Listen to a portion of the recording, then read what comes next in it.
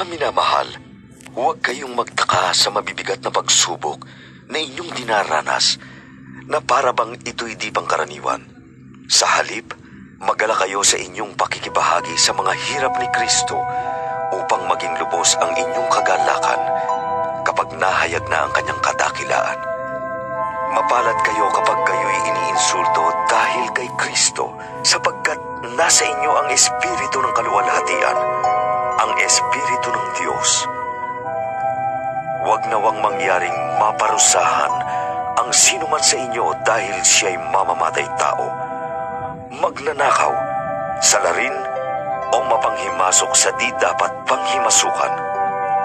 Ngunit kung kayo'y magdusa dahil sa pagiging Kristiyano, huwag ninyong ikahiya ito. Sa halip, magpasalamat kayo sa Diyos sapagkat taglay ninyo ang pangalan